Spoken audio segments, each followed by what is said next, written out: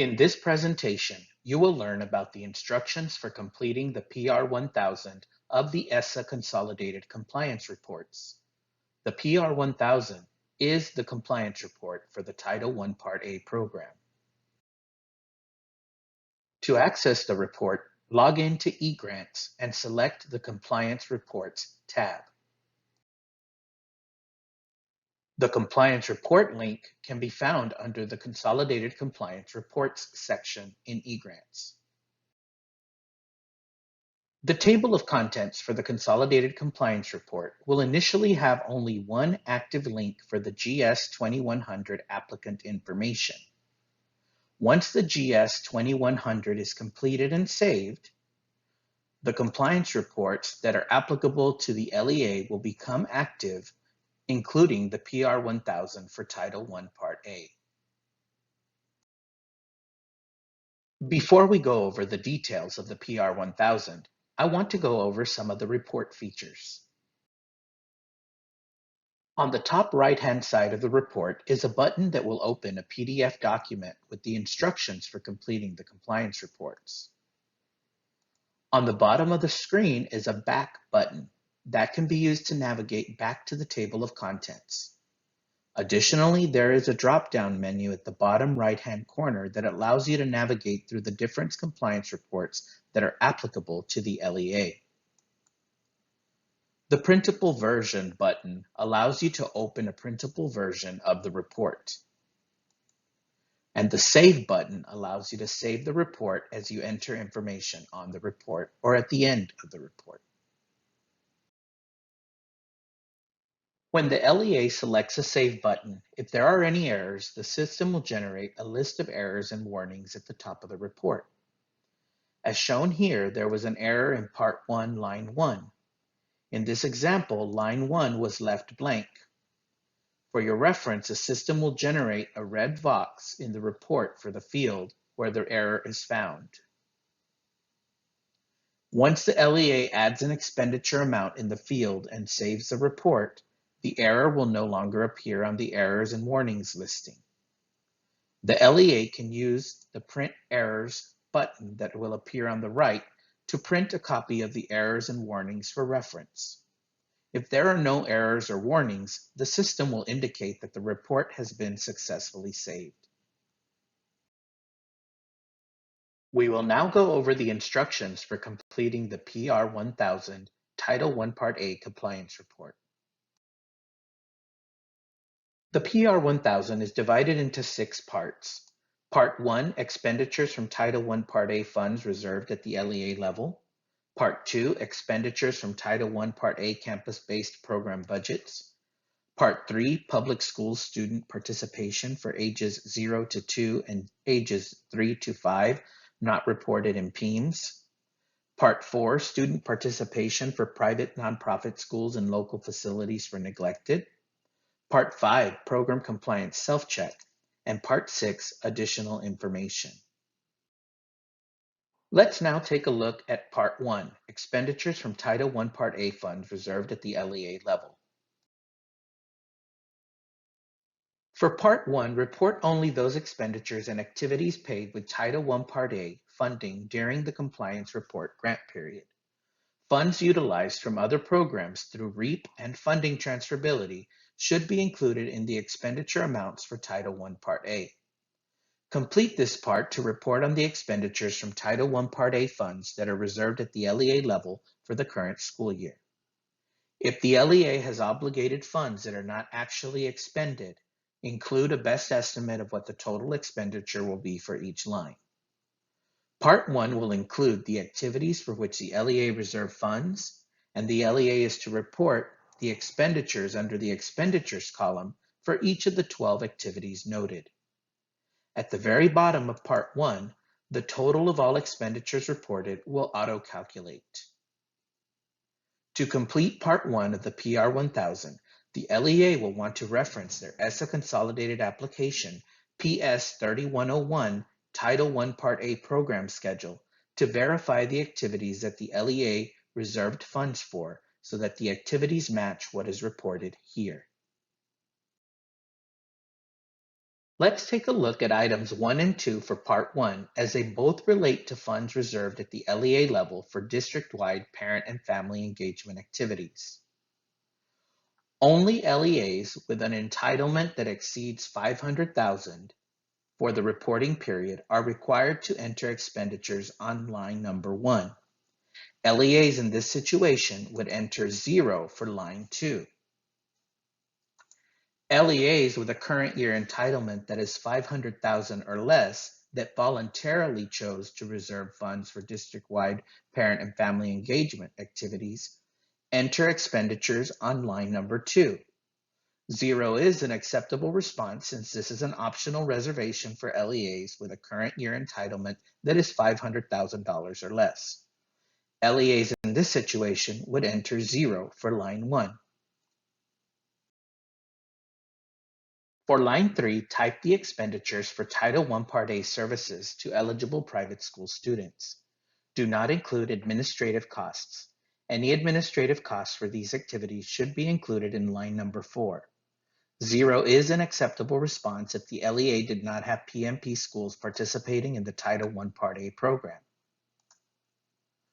For line 4, type the expenditures for administration of Title I Part A programs for eligible private school students. 0 is an acceptable response. For line 5, type the expenditures from Title I Part A funds for preschool programs. 0 is an acceptable response. For line 6, type the expenditures for administration of Title I Part A programs, including those for students at facilities for the neglected and delinquent. 0 is an acceptable response. Do not include expenditures here for administration of Title I Part A programs for eligible private school students. Those expenditures should be only included in line number 4. For line 7, type the expenditures for LEA professional development activities. 0 is an acceptable response. For line 8, type the expenditures for Title I Part A services to homeless students, regardless if they are served by a Title I Part A campus or not. Do not include administrative costs. Any administrative costs for these activities should be included in line number 6. For line 9, type the expenditures for Title I Part A services to students residing in local facilities for the neglected. Do not include administrative costs. Any administrative costs for these activities should be included in line number 6. 0 is an acceptable response. For line 10, type the expenditures for Title I Part A services to students residing in local facilities for the delinquent. Do not include administrative costs. Any administrative costs for these activities should be included in line number 6. 0 is an acceptable response. For line 11, type the expenditures for Title I Part A services for foster care transportation. 0 is an acceptable response. And for line 12, if the LEA had other expenditures of Title I Part A funds for the LEA activities that are not included, type the expenditures and add a description of the activities. The Part 1 total expenditures from Title I Part A funds reserved at the LEA level field auto-calculates and shows the total expenditures for Part 1, lines 1 through 12. Let's now take a look at Part 2, expenditures from Title I Part A campus-based program budgets. For line 1, type the total Title I Part A expenditures from all school-wide program campus budgets. For line 2, type the total Title I Part A expenditures from all targeted assistance program campus budgets. The Part 2 total expenditures from Title I Part A campus-based program budgets field auto-calculates and shows the total expenditures for Part 2, lines 1 and 2. Please note that if your LEA reported 0 campuses operating school-wide programs on the SC5000 of the ESSA Consolidated Grant application, the field will be disabled and your LEA will not need to report school-wide program campus expenditures. If your LEA reported 0 campuses operating targeted assistance programs on the SC5000 of the ESSA Consolidated Grant application, the field will be disabled and your LEA will not need to report targeted assistance program campus expenditures. Let's now take a look at Part 3, Public School Student Participation for ages 0 to 2 and ages 3 to 5, not reported in the Texas Public Education Information Management System, otherwise known as PIMS. For Part 3, only report data for children ages 0 to 2 and ages 3 to 5 not reported in PIMS that received Title I Part A services. The 3 types of data reported for children ages 0 to 2 and ages 3 to 5 not reported in PIMS includes age, gender, and ethnicity. Please do not include numbers for students of any other ages or grade levels. TEA will use the PIMS data collected for students enrolled and identified as receiving Title I Part A services for all other ages and grade levels. Depending upon the responses on the SC5000 of the ESSA Consolidated Grant application, one of the columns in this part may be disabled. Complete the enabled columns to report on student participation in the programs. For example, in this screenshot, the LEA will report school-wide program campus data for children ages 0 to 2 and ages 3 to 5 not reported in PIMS that received Title I Part A services. The Targeted Assistance Program column has been disabled because the LEA reported that they did not have any campuses operating a Targeted Assistance Program in the reporting grant year on their SC5000. For Part 3, Section A, for children's ages 0 to 2 and 3 to 5 not reported in PIMS, type the number of students who received Title I Part A services.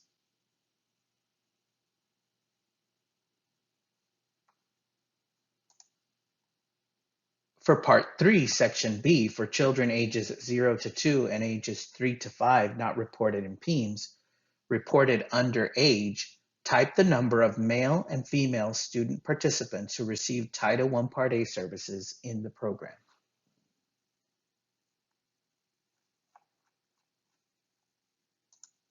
For Part 3, Section C, for children ages 0 to 2 and ages 3 to 5 not reported in PIMS, reported under age, type the number of student participants by ethnicity. Please note that the total under by age must equal the totals under gender and ethnicity as well.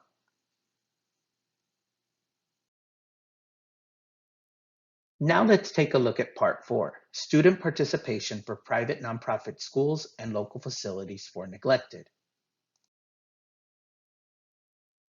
Depending on the responses in Part 1, lines 3 and 9, one or more of the columns in this part, which is Part 4, may be disabled. You are to complete the enabled columns to report on student participation in the programs noted. For example, if an LEA reported in Part 1, 0 in expenditures on line 3, Title I Part A services to eligible private school students, and 0 in expenditures on line 9, services to students residing in local facilities for neglected, the fields for data entry will be disabled on Part 4.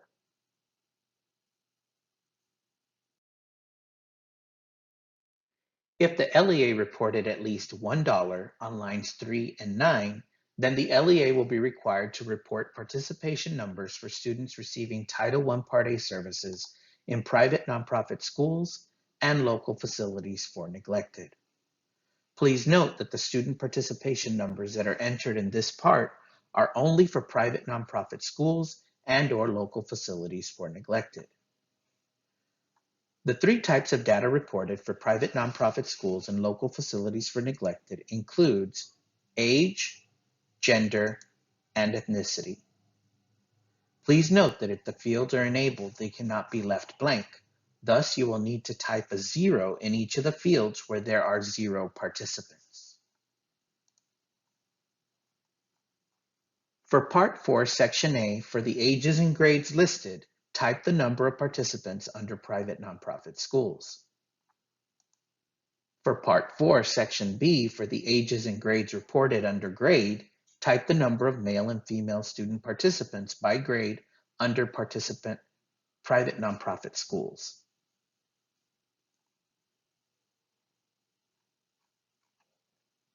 For Part 4, Section C, for the ages and grades reported under grade, type the number of student participants by ethnicity under private nonprofit schools. Please note that the total under grade must equal the totals under gender and ethnicity under private nonprofit schools.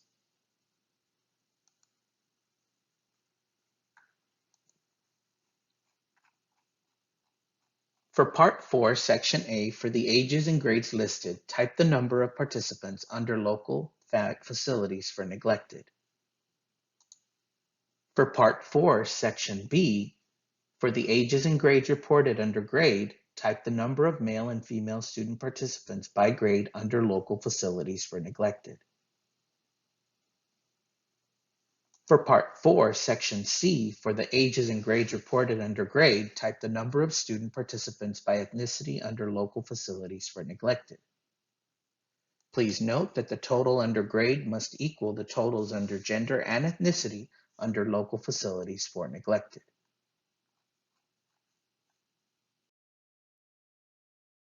Let's now take a look at Part 5, Program Compliance Self-Check.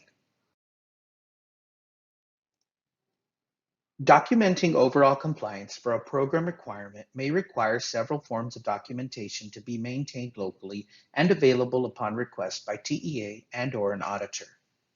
The compliance items listed are a selection of program compliance requirements for compliance reporting purposes, and not an all-inclusive listing of all the requirements for a particular program.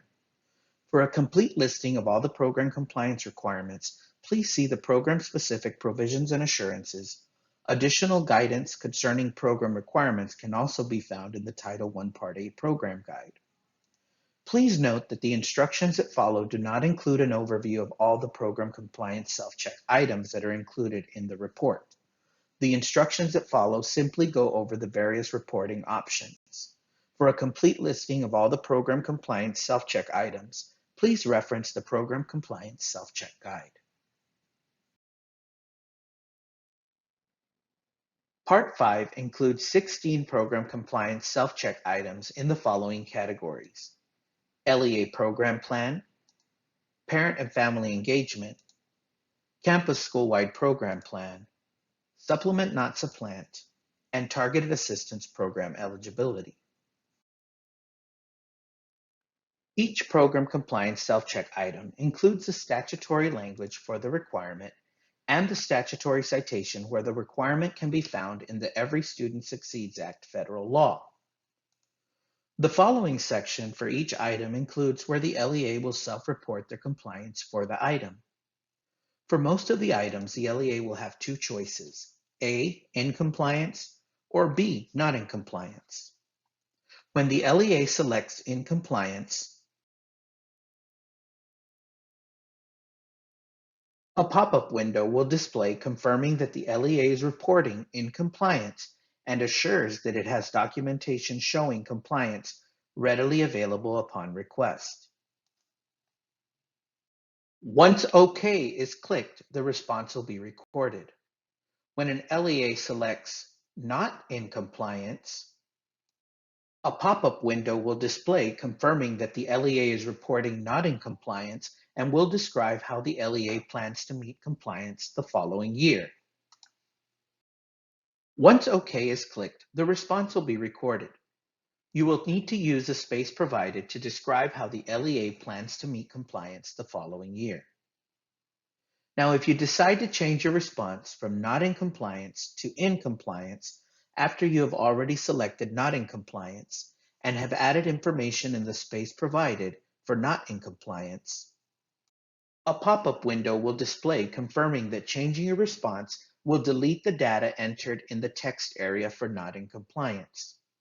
You can click OK to continue and the response will be changed to in compliance. Or you can click on Cancel and your response will not be changed. There are several items in Part 5, categories C and E, that include not applicable as a response, since those items are specific to school-wide program campuses and targeted assistance program campuses. If an LEA does not operate any one of the two programs, then not applicable would be an acceptable response. In this example, not applicable is listed as choice C. In this example, since the requirement is only applicable to campuses operating a school-wide program, if an LEA has campuses operating targeted assistance programs, not applicable would be an acceptable choice based on the reason provided under not applicable. When an LEA selects not applicable, a pop-up window will display confirming that the LEA assures that the following reason applies and that no other reason is acceptable. Once OK is clicked, the response will be recorded. Please note that under Category B, Parent and Family Engagement, there are several items related to campus requirements. Compliance is to be reported collectively for all Title I Part A campuses within an LEA. Thus, when an LEA is reporting in compliance, they are assuring that all campuses within the LEA are in compliance. If there is at least one campus that is not in compliance within an LEA, then the LEA should report not in compliance. Under Category C, Campus School-Wide Program Plan, all the items are related to campus requirements. Compliance is to be reported collectively for all Title I Part A school-wide program campuses within an LEA. Thus, when an LEA is reporting in compliance, they are assuring that all school-wide program campuses within the LEA are in compliance. If there is at least one campus that is not in compliance within an LEA, then the LEA should report not in compliance. The item referenced here is under Category B, Parent and Family Engagement. It is referencing the requirement related to the campus written parent and family engagement policy. This requirement applies to all Title I Part A campuses within an LEA. By selecting in compliance, the LEA is assuring that all Title I Part A served campuses have the strongest documentation recommended to establish compliance that is readily available upon request by TEA and/or an auditor. Now let's take a look at the final part of the PR1000, Part 6, Additional Information. Part 6 is optional. In Part 6, the LEA can type any additional information that is applicable to the PR1000 compliance report that they would like to share with TEA and/or document on the report. Although data can be saved periodically as you enter data throughout the report by clicking on the Save button, be sure to click the Save button at the end of your data entry and before moving to another schedule of the compliance reports. There are several resources that you might find helpful in completing the PR1000 Title I Part A compliance report. You can access the Compliance Report Web Resources webpage that includes a mock-up of the PR1000, the Program Compliance Self-Check Guide, instructions document, and instructions videos. An additional resource is a Title I Part A program guide that has information related to all the Title I Part A compliance requirements. You can also reach out to your Regional Education Service Center Title I Part A program staff. They are able to provide technical assistance and support on a number of topics noted on this slide. In particular, they are able to provide technical assistance and support on the ESSA Consolidated Compliance Reports. They can also assist you with your plan for meeting compliance in the following year if you reported not in compliance for any of the program compliance self-check items. Additionally, if you have any questions or if you need additional information, you can always contact me, Jaime Huerta, Title I Part A Program Director at the Texas Education Agency, either on my desk phone at 512-463-9310 or via email at the address listed on the screen. This concludes the presentation of the instructions for completing the PR1000 Title I Part A Compliance Report.